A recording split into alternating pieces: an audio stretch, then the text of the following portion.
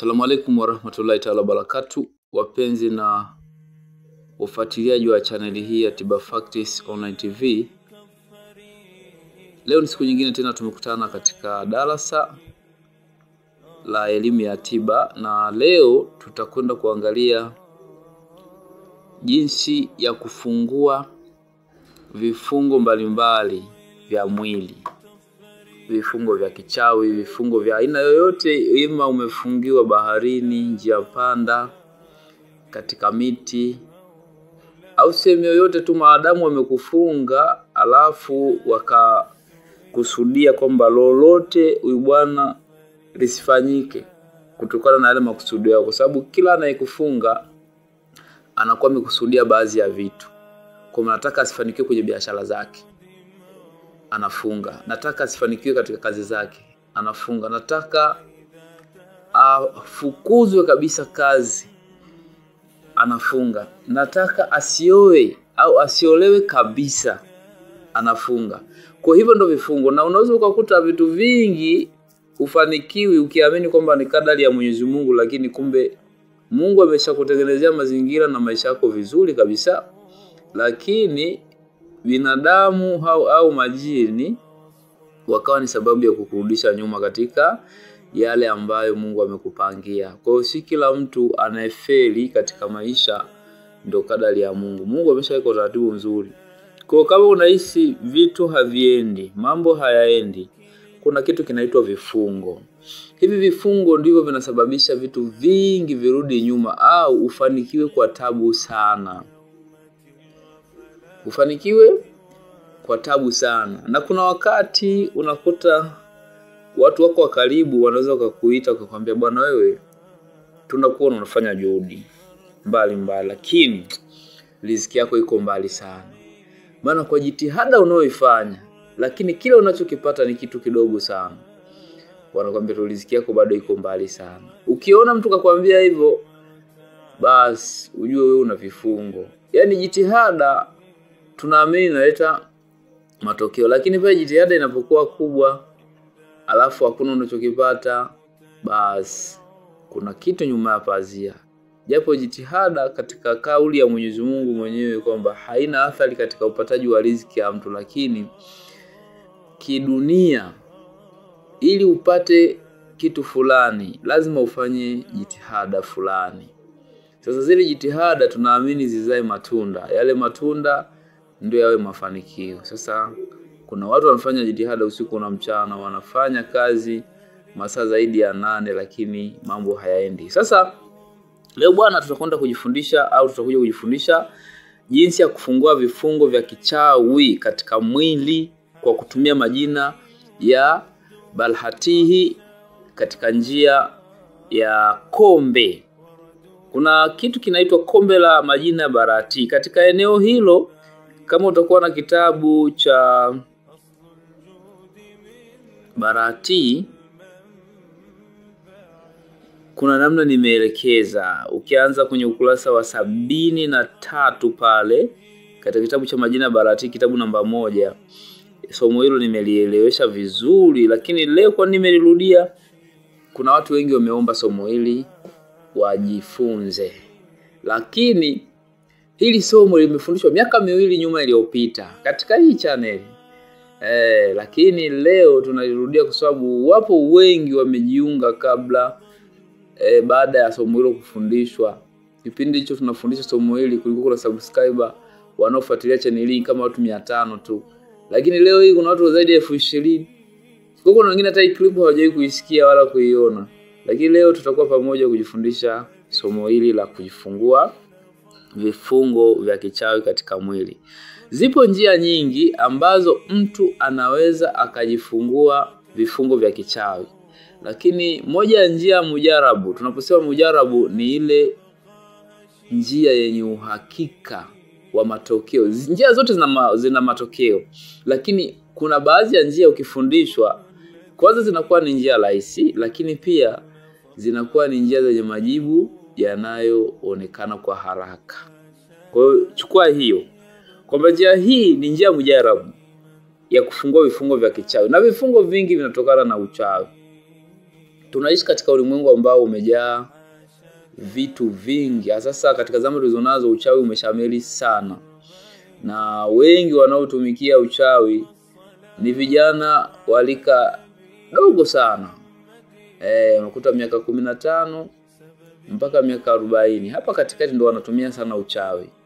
Kwa sababu hao wana kiu ya mafanikio, wana kiu ya wivu wa maendeleo ya watu wengine. Kuna watu wameishi vibaya na majirani zao. Kwa hiyo unakuta katika kimo hichi watu wengi wanautumia uchawi. Unaweza usinielewe leo, lakini katika maisha yako kama utakutana na watu wakakufanyia vitu vya kinani, ukapima ule umri wao, sio watu wazima. Watu wazima wengi saizi wanalisisha tu watoto wao, wanalisisha wajukuu zao, wenyewe wanakwenda kupumzika. Kwa hiyo wachawi wengi saizi ni vijana wadogo, miaka 15 mpaka miaka 40 hapa katikati ndio wachawi wengi. Tunazungumza kwa sababu tunakutana nao katika mazingira ya kuwasaidia watu. Unakuta wengi waliofanya matukio ya kuharibia maisha watu ni watu wenye umri huo, na unachanga kwa nini huyu ni kijana ambaye bado ana nguvu za kufanya kazi, akajitengenezea yeye mwenyewe mafanikio yake, lakini kwa nini kamfanyia huyu, kamloga yule, kamdidimiza yule? Unakuta ni swala la wivu wa maendeleo. Maana mchawi anapokutaka kuloga hana sababu za msingi. Kwamba labda wewe ni mzuri sana au wewe labda yani yeye tu akijisikia tu kwa nini afanikiwe yule? Kwa nini isiwe kwa yule fulani? Basi hapo anaweka mambo yake kukufunga. Na sasa kama una ndugu washirikina. Kama nilivyosema tutatumia majina barati kujifungua vifungo vya kichawi na kijini. Maana uchawi na majini ni kitu kimoja. Majini ndio wanatumikia uchawi zaidi. Kwa uchawi mwingi unategwa kwa kuwatumia majini au kuagiza majini wakafanya matukio maalum. Kwa hiyo majini wanahusika zaidi kwa asilimia nyingi kwa kutumikia uchawi huu. Sasa namna ya kufungua kifungo cha kichawi. Nimesema hapo awali kwamba huwezi ukajiona umefungwa, ila utaona majambo yako. Yani mtu yote mwenye kuwa na vifungo katika mwili wake huwa ni jambo gumu sana kufanikiwa katika mambo yake. Yani unakuta mambo mengi yanakuwa na katika njiani, yanaishaisha njiani. Na hata ikitokea amefanikiwa huwa anakuwa amepitia magumu sana, misukosuko mingi sana katika utafutaji wake. Lakini vifungo huwekwa na wachawi na majini ili kukukwamisha katika majambo yako mbalimbali. Hayo ndio mambo ambayo yanahusika na masuala ya vifungo. Sasa ukitaka kujifungua kifungo au vifungo vyote katika mwili wako, tumia njia ya majina barati. Njia hii imethibitika, ni mujarabu sana. Sasa cha kufanya, tusikilizane vizuri. Cha kufanya unatakiwa uchukue nazi 4. Tafuta nazi 4. Hizi nazi unaweza kwenda kuzinunua sokoni au kama nyumbani unazo kwenye miti unaweza ukazichungua kisha ukaziandaa kwa utaratibu nitakaokuelekeza hapa. Tafuta nazi 4. Zikwangue maganda ya juu, zibaki nazi kama nazi. Kisha unatakiwa uzitoboe tundu. Zile nazi zinakuwa na asili ya tu macho fulani. Vitundu hivi yani sehemu zenye zinakuwa kama zinaonesha alama ya vitundu viwili. Wengine wanasema macho mawili. Ukichunguza nazi vizuri kama imemenywa vizuri yale maganda, utagundua kuna vitundu fulani ambavyo unaweza ukatoboa kwa urahisi bila kutumia ile njia ya kupasua popote pale. Ila pale ukitoboa, ukiweka kitu kigumu ukapiga na kitu kizito, panatoboka pale pale. Yale macho mawili. Sasa kwenye yale macho mawili inatakiwa utoboe katika sehemu hii moja, katika nazi moja wapo. Ina maana zile nazi 4 zote zitatobolewa tundu hili moja moja. Ukishatoboa tundu, ndani yake unatakiwa uweke vitu vinavyotoka katika mwili wako. Kitabibu tunasema unatakiwa ujichume. Kujichuma ni lugha ya kitabibu, lakini uhalisia ni kuweka vitu vinavyotoka katika mwili wako. Vitu gani hivyo? Kuna nywele zako kidogo, utajinyoa, utaweka nywele zako kidogo. Nywele labda za kutoka kwenye kichwa, unaona, au kutoka sehemu yote utakayoona ni nyepesi kunyoa nywele. Sio lazima zitokee tu kwenye kichwa. Lakini pia ziwe ni nywele. Yaani nywele tunajua kuna nywele za aina nyingi. Kuna nywele za kichwani, kuna nywele za huku chini ikulu, kuna nywele za kwapani, na sehemu zingine zina nywele. Sasa kinachotakikana upate nywele itoke sehemu yoyote ile. Ndio maana hakuna sharti kwamba ni nywele za kichwani tu. Maadamu ni nywele imetoka katika mwili wako, itafute, uweke kidogo, unyonyoe kidogo, uweke katika tundu hilo. Lakini pia upate mate yako, tema mate ya kutosha, na yenyewe utayaweka katika tundu hilo. Lakini pia upate mchanga wa kivuli chako. Itokee usimame kwenye jua, uchote mchanga. Chota mchanga kutumia mkono wako wa kushoto, chukua mchanga. Unaona bwana mchanga wa kivuli chako uweka katika tundu hilo. Lakini pia kucha zako, kutoka katika miguu au mikono, chukua kucha kiasi kidogo, kata kucha. Unaona, kama utajikata vidole vyote na miguu yote ya vidole, sawa tu, weka katika tundu hilo. Lakini pia na nyuzi ya nguo ya ndani. Nyuzi ya nguo ya ndani tunafahamu, yani ile kufuli la mwisho kabisa ambalo likifunga lenyewe, likitolewa ile kufuli, basi unabaki ni mwili wako mtupu. Hapo natakiwa upate nyuzi moja. Kwa wanawake wanatumia chupi, chupi. Sio tu chupi. Kwa wanaume sasa hivi wengi watumia zile vipesi vifupi wanaviita nini, boxer. Au wanaume wanatumia chupi sawa, lakini kidogo wanaume wameshahama ulimwengu wa chupi, wanaelekea kwenye boxer na zile pensi au bukta za mazoezi, ndio wanapenda kuzivaa kwa ndani. Sasa ile nguo ya mwisho kabisa ikitolewa ile, unabaki wewe kama ulivyozaliwa. Chomoa nyuzi moja. Na yenyewe utaitia ndani. Sasa hivi vitu vyote vinatakiwa vigawanywe. Ina maana utakiwa uchukue vya kutosha, uvigawanye katika nazi zote 4. Yaani vyote nazi zote 4 ziwekewe vitu hivi nilivyovitaja hapo awali. Yaani kuanzia nywele, kucha zako kidogo, mate yako, mchanga wa kivuli chako. Unaona bwana na nyuzi ya nguo ya ndani. Vyote hivi vigawanywe vidogo, afu vipachukwe katika nazi zote 4. Kisha baada ya kuweka vitu hivyo ndani ya nazi zote 4, utaziba tundu hilo kwa mshumaa au nta. Mshumaa unaweza ukachukuliwa, ukachongwa vizuri, ukachomekwa pale, kwa sababu mshumaa ni kama nta. Ukoona chonga tu kipande cha mshumaa kidogo. Sasa mtu mwingine anaweza kuswali, mshumaa huo rangi gani? Jamani, msio mnajipa masharti mengi. Yaani pale ambapo hapajatojwa masharti, usijumbulishe. Na haya masuala ya kunyumbulisha yameshatokeaga huko nyuma, kipindi cha Nabii Musa huko. Aliwahi kuuliwa mtu, wakaonekana kwamba atakiwa achinjwe ng'ombe. Sasa yule ng'ombe bwana, yule ng'ombe ndio akishachinjwa uchukuliwe mkia wake ukampige yule maiti, ili yule maiti azinduke aseme. Ni kisa kirefu sana, kiko katika sura Bakara sura ya 2. Ukisoma ile sura kuna kisa hicho cha Nabii Musa na watu wake. Sasa wale watu bwana walianza kunyumbulisha mambo kama hivi ninavyokupa leo hii hadithi. Ng'ombe awe wa rangi gani? Mwekundu, mweusi, mweupe. Aweje? Yaani wakawa sasa Mungu alipoona anajipa masharti wenyewe, akaanza na yeye kuwatandika masharti. Haya, ng'ombe asiwe na doa, asiwe ameshawahi kulima, sijui asiwe na kasoro yoyote, asiwe na hichi. Kwa kujikuta kazi imekuwa ngumu sana mpaka kufanikisha ile, lakini walifanikisha. Unaona?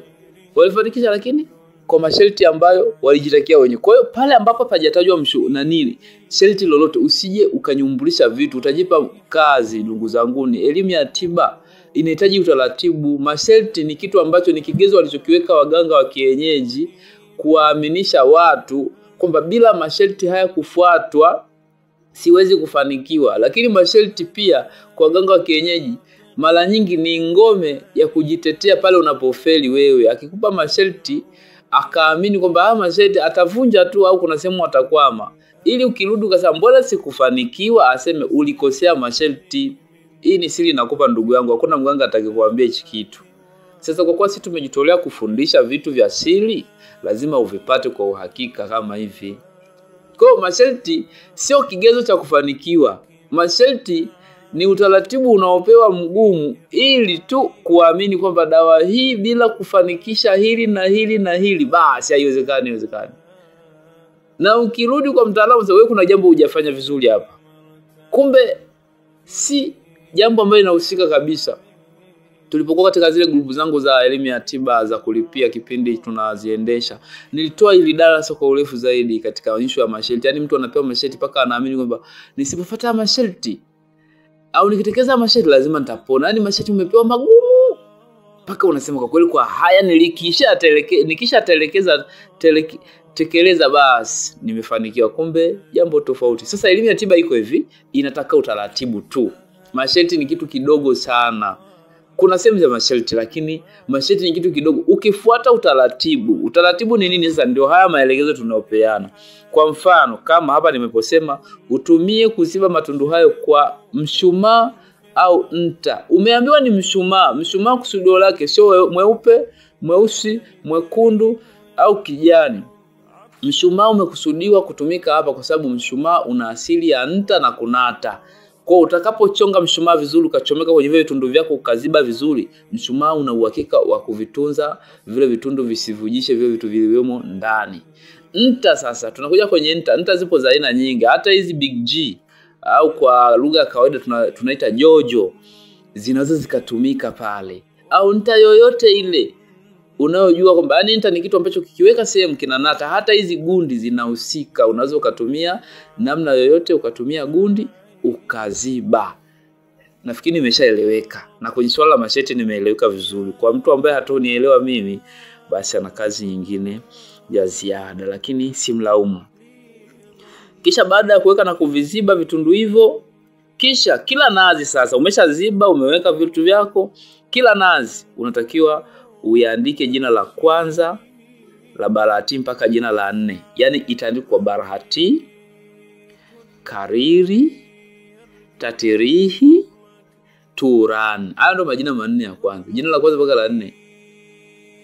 Barahati, kariri, turan na barahati, kariri, tatirihi na turan. Hayo ndio majina manne ya kwanza ya barahati. Kwa hiyo linatakiwa liandikwe juu barahati, inafuata kariri, tatirihi, turan. Andika kwa lugha yake ile ya tuseme ya Kiarabu kwa sababu ndio tumeazoea kuyaita hivyo, lakini utamkaji tunaposema barahati, kariri, tatiri, hii ni Kiebrania, lakini ina lugha inakuja kwenye kuandika, inaandikwa kama vile utaisoma kama vile au itaandikwa kama vile Kiarabu inavyoandikwa, kama yanavyopita majina hapo kukuonesha yanavyoandikwa hayo majina. Kwa hiyo itaandikwa hivyo. Unaandika kwa kutumia nini? Unaandika kwa kutumia makapeni nyekundu.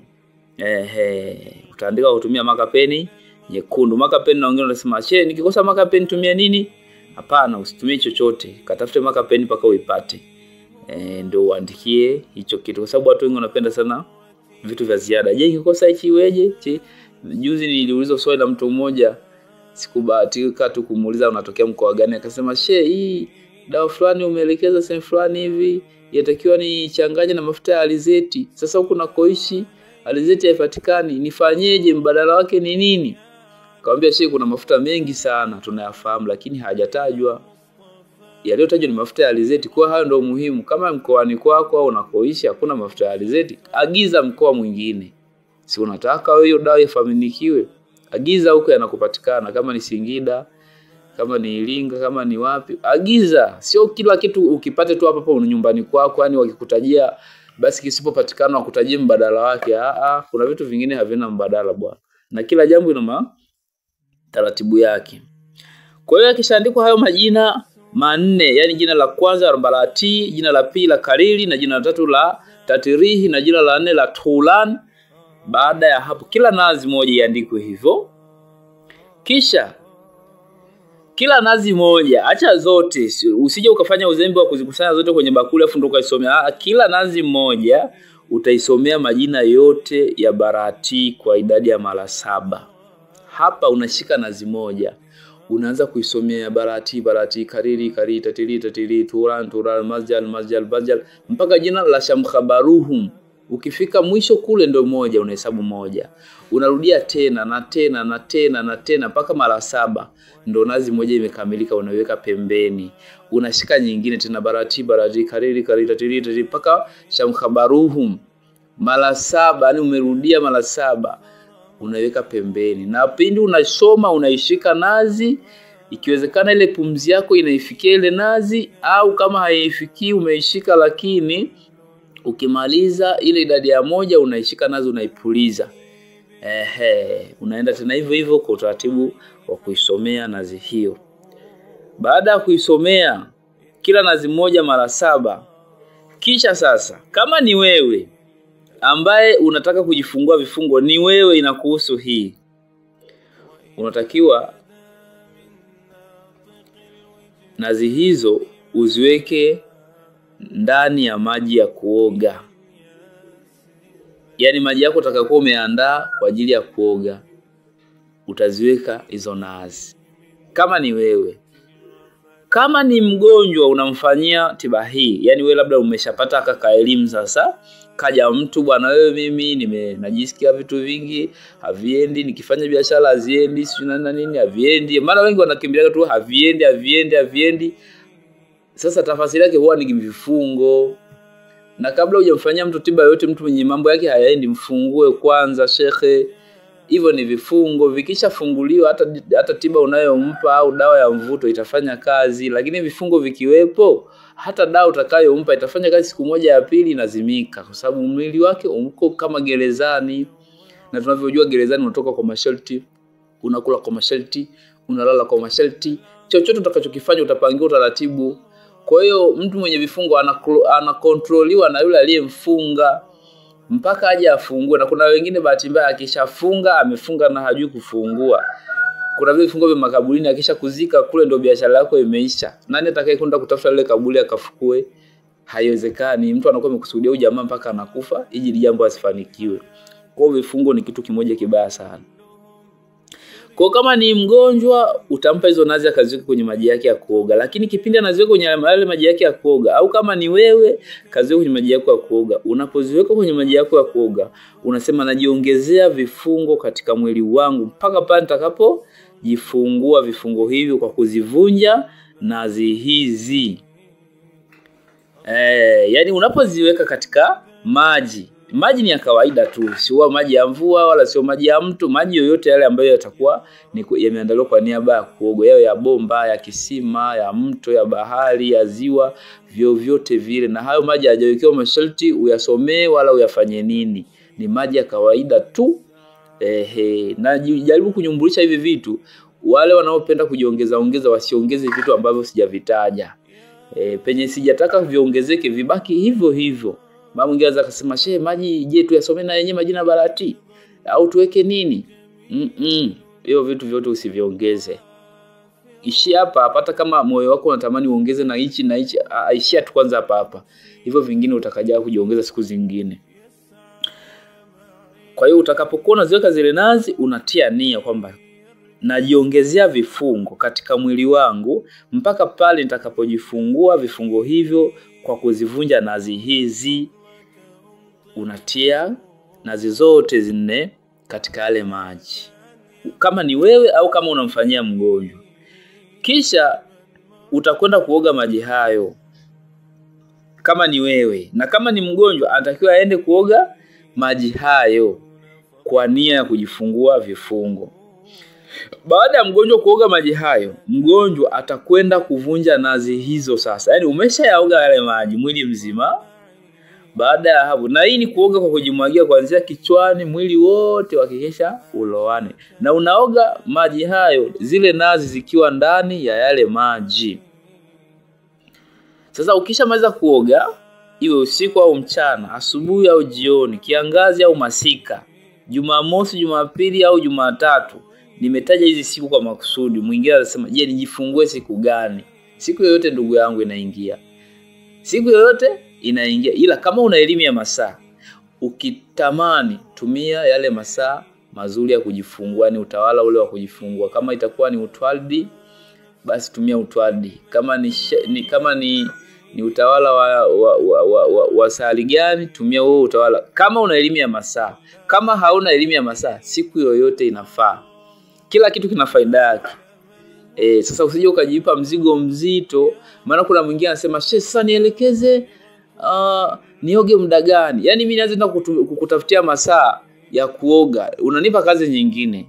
Kama hauna elimu ya masaa, tumia siku yoyote, muda wowote. Oga, Mungu atakusaidia. Kama una elimu ya masaa ya kazi, basi tumia masaa ya kazi kujua kwamba ni muda gani mzuri wa kujifungua vifungo.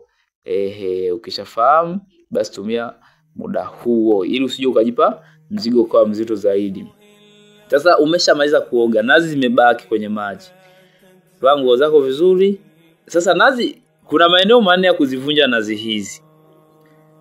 Nazi moja, kama ni wewe au kama ni mgonjwa wako ambaye umemfanyia tiba hiyo, basi nazi moja atakwenda kuivunja njia panda kwa nia kujifungua vifungo vyake. Na nitakuelekeza nia ya kuzungumza hapo mbele. Ila nakutajia kwanza maeneo manne. Njia panda, kuna njia panda dume na njia panda jike. Nzuri ni ipi? Nzuri ni njia panda yani njia panda jike. Lakini kama utakuwa umeikosa, tumia hata njia panda dume. Sasa wengine wanaweza kuwa nimewaacha. Kuna njia panda tena dume na jike. Yani kuna zile njia panda 4 zimeoana. Hii imepita kwa hivi na hii imepita kwa hivi, yani ni kama vile alama ya msalaba. Hiyo ndio jike hiyo. Yani zinakuwa zinaoana. Hii inaenda hivi, inaenda. Alafu kuna njia panda dume, ndio ile njia panda ya njia 3. Yaani unakuta zimekwenda zikafika sehemu moja, hii ikaenda hivi, ikaenda hivi, ikaenda hivi. Yani zote zinaingiliana hapo lakini hazioani. Yani zikikutana hapo ndio hii inaenda hivi, hii inaenda hivi, hii inaenda hivi. Hiyo ndio njia panda dume. Sasa ukipata hiyo fanya hivi, ila ukipata jike sawa. Kwa sababu kila njia panda ina faida zake, lakini ndio maana nimeshauri kama utapata njia panda 4, yani njia 4 zilizoana, hii ni nzuri zaidi. Lakini ukikosa hata njia panda dume itakuwa imecover sehemu ya njia panda. Kwa nenda kavunje nazi ya kwanza katika eneo la njia panda. Wengine wanaweza wakawa hawajaielewa hiyo lugha njia panda, wakatamani kuzungumza ile lugha mapanda njia. Zote ni sawa, mapanda njia au njia panda, zote ni sawa. Utakwenda kuivunja pale kwa nia. Lakini pia nazi ya pili utakwenda kuivunja jalalani. Sasa bahati mbaya sasa hivi majalala kwa maeneo ya mjini ni ngumu kuyapata, sababu wengi wanakusanya uchafu. Wakishakusanya uchafu, mchafu unachukuliwa unapelekwa dampo. Sasa mimi sio kazi yangu kukuambia ukavunje eneo gani mbadala. Mimi natamani ukaitafute jalala popote pale lilipo, au lugha nyingine wanaita dampo, eneo ambapo wanakwenda wanatupa vitu vingi. Jamani, hata kama haulijui dampo lilipo, wewe unaishi mjini Getikali, uliza basi wenye wanatembea, hivi dampo liko maeneo gani au jalala liko maeneo gani la mji huu, wakuelekeza. Hata kama ni mbali, chukua hata usafiri wa kulipia, nenda kavunje shekhe, kuliko kusema basi kama nimekosa mimi nitavunja popote pale. Utajikuta unajaribia wewe mwenyewe na unashangaa dawa yako haijakupa yale uliyokuwa unatarajia. Hiyo nazi ya pili, ende ikavunjwa jalalani au dampo. Nazi nyingine ya tatu hii atakwenda kuivunja katika mti mkubwa. Na haya maeneo sio lazima yafuatane uanze njia panda, yani popote pale panaweza pakaanzwa. Na ni vizuri ukaanza pale palipo na ukaribu. Au kaanza palipo na umbali ili ukamalizia palipo na ukaribu. Vyovyote vile utakavyoweza. Kwa hiyo utakwenda kuivunja hiyo nazi ya tatu kwenye katika mti mkubwa. Mti mkubwa ni mti gani? Mti wote ule, lakini uo na maumbile makubwa. Na sasa ile miti ambayo inakuwa katika pembezoni mwa miji au vijiji, ikawa ila ina maumbile makubwa. Mfano mti wa mkuyu, mti wa msufi, mti wa mbuyu, mti wa muembe. Hizi miti ikiwa na maumbile yale makubwa, basi huo utakuwa umefaa katika kazi yako. Na nazi nyingine ambayo ni ya mwisho, utakwenda kuivunja katika mlango wako wa nyumba yako au wa mji wako unapoishi, uivunje. Sasa ungeanza kusema niivunje usiku, mchana, asubuhi, muda wowote. Nimesema muda wowote, cha msingi nazi hiyo ivunjwe eneo hilo. Lakini unapovunja hizo nazi zote, kila nazi moja unatakiwa uwe unatia nia. Nia hiyo ndio useme hivi, unapokuwa unavunja ile, yani kabla hujaivunja nazi kuipiga chini, Maana na kuvunja kwenyewe ni kuchukua nazi ile unaishika kwa mkono wako wenye nguvu, unaipasua chini. Sasa kabla hujaipasua chini, zungumza hivi: najifungua kila aina ya kifungo katika mwili wangu. Nafungua nyota zangu, nafungua riziki zangu, nafungua kipato changu, nafungua bahati zangu, nafungua mvuto wangu. Unaweza kuongezea, nipate ndoa kama huna, nipate kazi kama huna, nipate kadha wa kadha wa kadha wa kadha wa kadha. Yaani kujifungua sasa upate nini? Maana ukishajifungua upate nini? Ndio maana hapa nimekuwekea yani question mark. Unataka nini tena? Kwanza umeanza kusema najifungua nyota zangu, najifungua riziki zangu, najifungua kipato changu, najifungua bahati zangu, najifungua mvuto wangu. Nipate nini sasa? Nipate ndoa, nipate kazi, nipate kadha wa kadha. Mahitaji yako yale ambayo unatamani yafanikike ndio yatakayotajwa hapa. Na sio lazima nia ifanane na mwingine. Kuna mwingine ndoa anayo, kazi anayo, lakini hana furaha. Unaona? Kwa hiyo ni wewe sasa. Kwa hiyo ndio maana nia hizi haziwezi kufanana, lakini utakuwa umeshaelewa utafanya nini. Basi ukishasema hayo nipate kadha wa kadha, basi usema kwa nguvu za Mwenyezi Mungu unapasua na zile ile nazi inapasuka pale, vipande vinagawanyika. Achana na yale masheti ya kuangalia sijui vipande vigani vimejifunika, vipande gani vimejifunua, vya kujifunika nichukue nikapeleke wapi, na vya kujifunika achana na hiyo masheti ndugu yangu. Hatujaenda kwenye uganga ule wa kutumia mizimu. Usio uganga kutumia mizimu jamani. Kuna vitu viwili tofauti hapa. Uganga wa elimu, uganga wa mizimu, uganga wa majini. Hivi ni vitu ambavyo viko tofauti kabisa. Achana na hayo masharti kwamba nishaikuuliza mimi swali hilo kwamba sasa vile vipande na vipeleka wapi? Je, vilivyojifunika? Je, vilivyojifunua? Ni kweli unaweza kuwa umeshakutana masharti hayo, lakini mimi nakwambia hivi, achana na hizo nazi. Ukishapasua usidili na kipande cha aina yoyote. Pasua ukishagundua imepasuka. Na kama umepiga chini hajapasuka, shika tena, pasua mpaka ipasuke pale. Na jitahidi tu pale penye unapiga pawe ni pagumu na wewe una uhakika itapasuka kwa mara moja. Hiyo itakuwa bora zaidi kuliko kurudia kuipiga chini. Ukishaipasua wewe chapa mwendo kuelekea mbele. Usianze kuangalia sijui kipande gani kimejifunika, sijui kipande gani kimejifunua ndo baraka. Hivyo vitu achana navyo. Wewe nenda mbele kapasue nazi nyingine eneo linalohitajika. Baada ya hapo ukishamaliza upasuaji wa nazi zako, kazi yako itakuwa imekwisha. Kuna mtu mmoja alikuwa ananipa utaratibu fulani aliutumia, basi akachukua vile vipande vya nazi anasema akavichukua akaviweka tena kwenye ndoo ya maji ya kuoga kaoga. Hapana, hiyo mimi naikataa. Japo unaweza kusema ilifanikiwa, lakini mimi kwangu nasema hiyo hapana, isifanyike hivyo. Wewe ukishamaliza kujipasulia, kwa sababu kumbuka hii program unatakiwa uanze kwanza kuoga, baadaye umalize kuvunja nazi. Sasa usiniambie kwamba tena ulianza tena kukusanya vipande vilivyojifunua ukapeleka tena kwenye ndoo ya maji ukaoga. Hii hauogi mara ya pili tena, na hii inafanywa mara moja tu. Kama utahitaji kufanya mara kadhaa, basi ifanyike kwa nazi zingine tofauti. Na siku ziwe tofauti. Sio siku moja hiyo unafanya siku moja inatosha kufanya nazi 4 tu. Kama utatamani ufanye siku mara 3, lakini vifungo ukifuata utaratibu unaweza ukavifungua vyote kwa siku moja. Huo ndio utaratibu wa kujifungua vifungo vya kichawi na majini kwa kutumia majina ya Barati. Mwisho wa somo. Kama utakuwa umenielewa, comment hapo kwenye comment section, na kama kuna jambo hujalielewa unaweza ukacomment hapo kupitia somo hili tu. Sio mtu anaanza kuniuliza swali, una watu anakuambia nina miaka 2 sasa hizi nakuulizia kuhusu nyota ya samaki lakini hujanijibu. Sasa je, toka tumeanza kufundisha masomo ya nyota, kuna vitabu vinauzwaga, mfano kitabu cha Abyad ndio kinaeleza hiyo elimu ya nyota. Unataka tu tuendelee kufundisha hapa badala hata ya wewe kujiongeza kwamba basi nitafuta kitabu chake Sheha na muda. Nakumbuka mimi hapa ninafundisha masomo ya aina nyingi.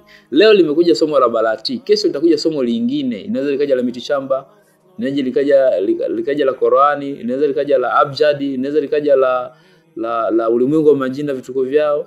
Sasa ili kujiongeza, ukiona kitu kimechelewa kufundishwa hapa, tafuta kitabu chake. Sio lazima, ila tafuta kitabu chake kama kweli una nia kujifundisha. Watu tusipende sana vitu vya kuletewa. Mara nyingi vitu vya kuletewa vinakuwa vina gharama yake. Utakuwa unatamani kitu kije muda unaotaka, lakini hakiji kwa muda unaotaka. Watu wana kazi nyingi. Unaona bwana. Kwa hiyo kama utakuwa una swali ambalo hujalielewa katika hili somo, jaribu kucomment hapo, mimi nitakufuatilia nikushauri zaidi na zaidi. Hapa ndo mwisho wa somo, na somo letu limeishia hapa. Habari njema kwa wale ambao watakuwa wanatamani kupata vitabu. Vitabu vitatolewa kwa ofa tena. Kwa wale ambao hawajabahatika kupata vitabu, vitabu vitatolewa kwa ofa tena, lakini katika mwezi wa Dhulhijja, katika zile siku 10 za mwanzo za mwezi wa Dhulhijja, ambao ni mwezi umebakisha kama siku 3 tu tuwe tumeshauingia mwezi huo. Ina maana kwenye tarehe 28 ya mwezi huu wa 5 mwaka 2025 itakuwa ndo, nafikiri itakuwa tarehe 28, itakuwa ni kwenye tarehe 1 au tarehe 30 ya mwezi huu ambao tunao. Kwa baada ya hapo tutatangaza ofa. Sasa kama wewe utakuwa unatamani kumiliki vitabu hivi kwa ofa, kwa sababu ofa inakurahisishia kupata vitabu vingi kwa wakati mmoja alafu kwa bei chini, tofauti na ile ambao ungeweza kugharimika 185,000. Jambo ambalo linawashinda wengi, kwa sababu wengi wetu tunakuwa tuna maisha ya chini, maisha ya chumia tumbo. Sasa twende na kile kinachotustahili. Kwa yule ambaye ana nafasi anaweza kalipia pesa yote tukamtumia vitabu, lakini kama wewe unakuwa unajichanga ama leo umepata kesho umekosa, jiandae. Siku 10 za mwanzo tutatoa ofa. Lakini sio kwamba ofa inaweza isidumu siku zote 10. Tutaangalia mahusiano ya wahitaji na namna ya kutumia hizo siku.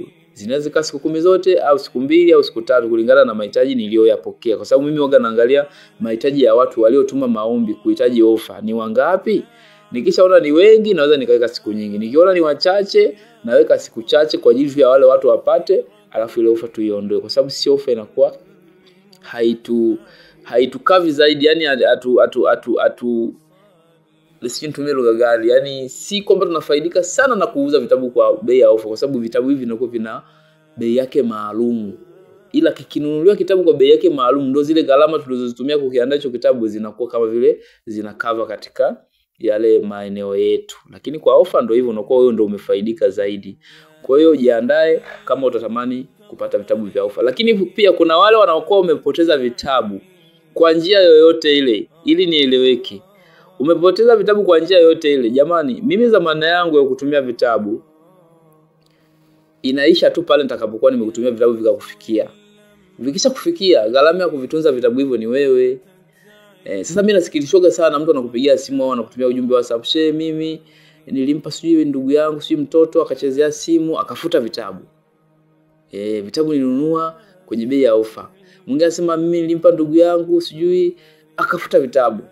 Yaani anafuta tu ni vitabu tu, afuti vitu vingine, afuti video zako, afuti picha zako, anafuta tu vitabu. Mwingine anakuambia nimeamka tu asubuhi nimeshangaa vitabu havisomi. Sijui ni nini, vitu havieleweki. Yani unakuta ukimuuliza maswali hayaeleweki. Sasa kwa huruma yangu wanga kuna muda namrudishia tu vitabu, lakini mwishoni nampa angalizo. Lakini sasa utaratibu umebadilika.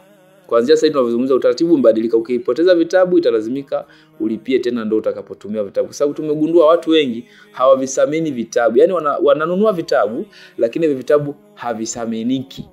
Ninapozungumza kusaminika, vile vitabu vimekupa option kwamba unaweza pia ukakiprinti ukapata nakala kushika kwa mkono kwa ajili ya kumbukumbu yako ya baadaye. Pia vitabu vile vinapokuwa kwenye simu, jitahidi kuvichunga. Simu yako isichezwe na mtu yoyote, wala usije ukaanza kufanya restoration ya application mbalimbali. Unaenda WhatsApp una download nyingine. Ukidownload nyingine vile vitabu vinaondoka na ile WhatsApp ya awali. Na nikafundisha pia mpaka kuvitunza vitabu. Ipo clip hapa ukiandika tu namna ya kuvitunza vitabu na document za maandishi kwenye simu. Nimeshafundisha hiyo clip, inaelekeza kuunganisha WhatsApp yako na email yako ili utakapopoteza simu au kalifanya restoration ya WhatsApp vitabu virudi. Lakini watu hawajali vyote hivyo. Sasa kuna kila kitu kinakwenda na muda wake. Muda ukiisha Basi. Kwa hiyo kama ulipoteza vitabu na utaingia kwenye hiyo ofa ukihitaji, lakini ukiona mimi bana elimu niliyopata inatosha, basi unaweza kubakia hivyo hivyo. Kwa hiyo ukipoteza vitabu kwa gharama yoyote au kwa njia yoyote, italazimika ununue vitabu tena kwa bei itakayotangazwa. Ukichelewa kuvipata vitabu kwa mfumo huo wa ofa, utalazimika kununua vitabu kwa gharama husika. Kwa hiyo hili ndilo ninatakiwa lifahamike, kwa sababu watu wengi wamekuwa wakitoa malalamiko, lakini nimefuatilia sasa. Nimejiridhisha watu wengi hawavisamini vitabu, ila wanakuja kutoa malalamiko yao pale vinapopotea. Ukimuuliza vizuri, hatoi majibu yenye uelekeo wa kuonyesha kwamba vimepoteaje vitabu. Vimepoteaje vitabu. Mwingine anakuambia sha umefuta huko. Sasa mimi nishakutumia vitabu vimekufikia wewe. Je, mimi nikifuta kuna athari gani? Lakini haipo hivyo. Kwa sababu mimi kwanza simu zangu mimi au laptop au PC ninazozitumia hazifutagi chochote kile nitakachokutumia wewe, kinabaki vile vile. Na ndio maana hata kuna baadhi ya watu unakuta nimemwambia, alikwambia nimefuta vitabu sijui nani, namwambia nitumie ujumbe kupitia namba ile ile uliotumiwa vitabu. Akwambia namba nishabadilisha mimi. Sasa ukishabadilisha mimi sioni kumbukumbu yako. Ila ukinitumia ujumbe kupitia namba ile ile, sasa ndo ile kumbukumbu yako itarudi kwangu, itaonesha huyu bwana tarehe fulani alituma pesa, tarehe fulani ulimtumia vitabu kadha. Inaonekana kabisa, kwa sababu ndo pale inadhihirisha mimi huwa sifuti chochote, kwa sababu kumbukumbu yako yote ile ikishaingia kwenye mfumo wangu haifuti kwa gharama yoyote ile. Unaona bwana pale nikishajidhihirisha, nimejiridhisha kwamba huyu bwana kweli alitumiwa hivi, kwa huruma yangu sasa ndo naweza nikamtumia tena, ila tumefuta huo mfumo. Kwa hiyo kaniambia tena kwamba shehe nilipoteza huo mfumo, tumefanyaje? Tumeufuta, hautaweza kurudishwa vitabu tena, kwa sababu tumegundua watu wengi hawasamini vile vitabu. Lakini kumbuka hivi vitabu vina thamani kubwa kuliko vile unavyovichukulia wewe. Kuna watu wamepona matatizo ambayo wao wamesumbuliwa muda mrefu. Kuna watu wanapiga hela kupitia vitabu hivi unavyovisoma wewe kwa kawaida. Mtu kasoma kitabu anajua kwamba kumbe tatizo fulani unaweza kuitaigua kwa utaratibu huu, anamfanyia mtu, anapiga hela. Japo sio malengo yetu kupiga hela, lakini lengo letu ni kuwasaidia watu wajigomboe kwenye matatizo mbalimbali. Kwa hiyo huo ndio utaratibu. Subiri ofa, muda ukifika, wewe mwenye uhitaji utawasiliana nami na tutakupa utaratibu maalum. Tutakupa utaratibu ambao utakuwezesha kuipata ofa hiyo. Inshallah tuishie kwa hapa. Hii ni Tiba Facts Online TV. Mimi ni Ustaz Bashir. Assalamu alaikum wa rahmatullahi ta'ala wa barakatuh.